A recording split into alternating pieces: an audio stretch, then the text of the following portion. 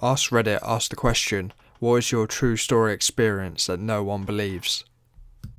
I was labour trafficked pretty much my entire childhood by my biological parents, and I'm a white American kid. I don't fit the stereotypical profile of a person who'd be trafficked, so few believe me.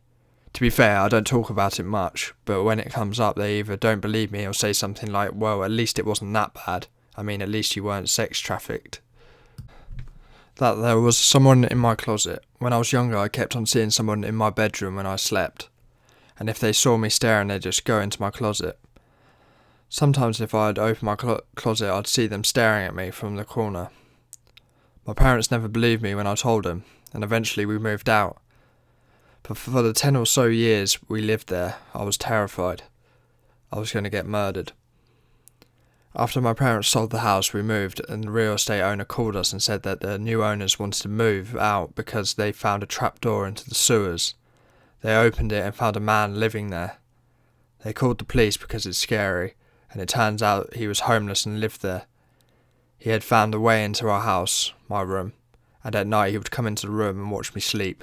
Just glad I didn't get murdered, to be honest. My grandpa was Filipino, and when he died we did our best to follow funeral customs, one of which is a celebration 40 days after the funeral. Well, no one could really make it on the 40th day, aside from myself, my mum and his housekeeper. I wound up staying the night for the celebration through the next day. After having done the rosary that day, and as I was rummaging in my bag, I felt the housekeeper come into my room. I stood and started to turn to tell her that I was going to bed in a minute, and I saw my grandpa standing in the doorway to his study. He just kind of looked around like he was making sure everything was in order, and then he was gone. I've told maybe a couple of people because I know the family would either not believe me or flip out. I never did see him again. I haven't ever felt him, but I think he generally was trying to make sure everything was okay, because that's how he was. A pigeon got into my house, and after a cartoon-style chase of my dog chasing it all over her, I get the dog and put it away. I can't find the pigeon, it's disappeared. Let my dog back out and she keeps sniffing my PC. I can't see anything, but she's scratching and trying to get inside it. I get a flashlight and sure enough the pigeon is in my PC tower. I call my husband. Me. There's a bird inside my computer. Him. What? I'm at work. I don't have time for this. Me. I need you to get it out of my PC. Him.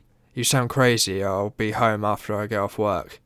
Ended up having to call my dad. My dad put on gloves and got it out. It crapped in the tower too. I was raised by my maternal grandparents. Mum was in and out of my life depending on if she was trying to clean her act up or not. Mostly out though. I have two memories of my dad. One. They, Mum and Dad, kidnapped us. I remember my two sisters and I were tucked in the floorboard of the car with one of our pillows. We stopped somewhere. Mum used a payphone. I guess she called my grandparents because we went back. 2.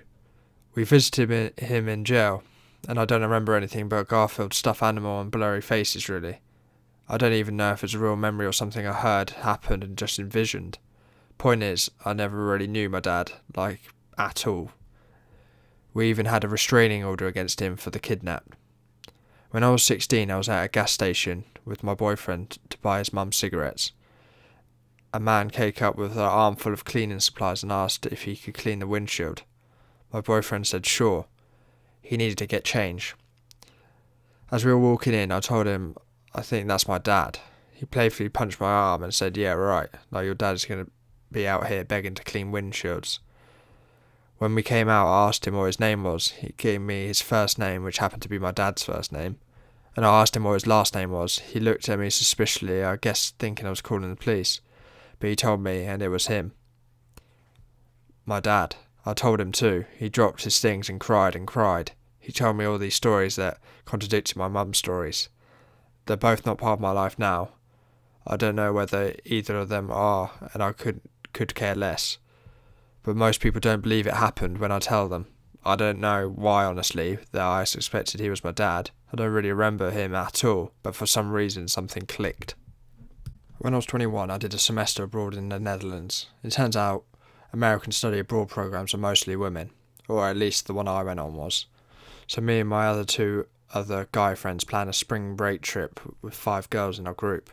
Okay, sweet. Let's all get together tomorrow and book our flights, except I can't be there, no worries, they'll just text me. The next day I'm getting texts from the girls about the flights and I book everything. Greece, here we come. But when I get back to the dorm, the girls are saying, who did you find to take the guys' spots? These guys bailed on me without telling me, to spend the spring break in dreary London, leaving me with a non-refundable tickets to Greece. This left me on a trip with 7 girls for a week in Greece. Pretty rich, mostly blonde, college girls, and me, in a villa on a Greek island. We spent the whole time lounging around the pool, drinking wine and talking about relationships.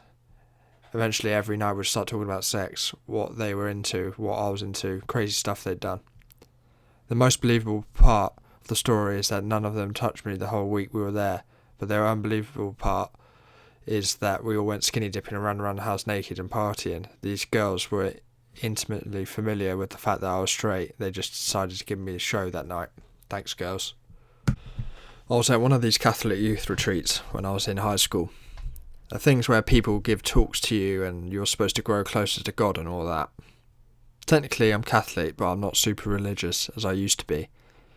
But I keep my foot in the door still. Anyways, they had passed out these cards with Jesus' face on them.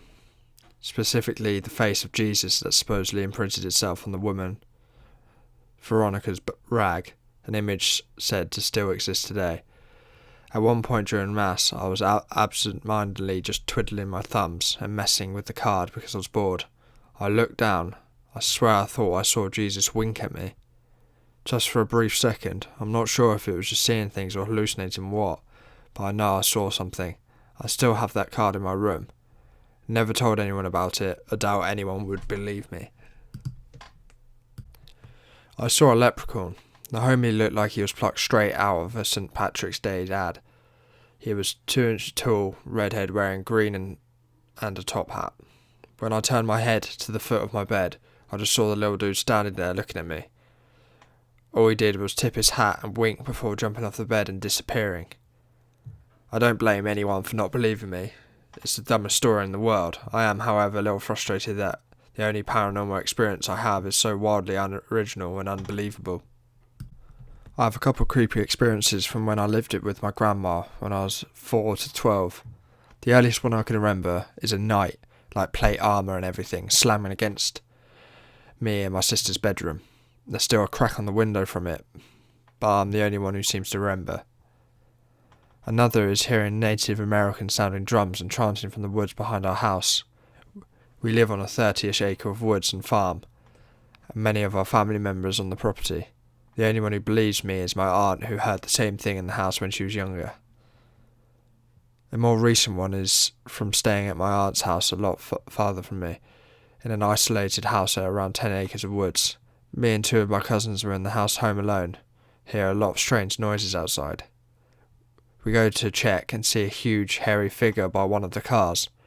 I'm not saying it's Bigfoot, but it sure as hell looked like something like that.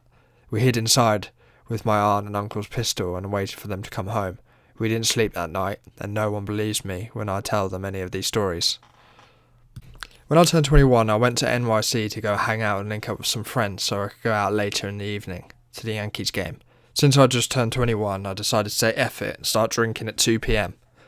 While I waited for them to get off, so I went to a small place, Italian joint in Queens, called Spallini's. And I swear on my own mother, I walked in and see several older gentlemen all in 3-piece suits and ties, talking over some Italian food, drinking wine, and conducting business. But as I walked in, the waitstaff scrambles and says I have to leave. Okay, no problem. So I turn around to leave, and this old guy, we will call Joe, calls me over, invites me to sit down and join these guys for a few drinks and some food. So I do. And no way, I was eating with some of the most well-respected men from the Lucchese's. Well, after a while of getting to know these guys, we start drinking more, sharing a few laughs, and before I knew it, I was on friendly terms with all of them. And then I ended up eating lunch early, dinner, with these guys, which was all totally free on my 21st birthday. Thanks for watching, everyone. Please like and subscribe. I will be releasing more videos shortly.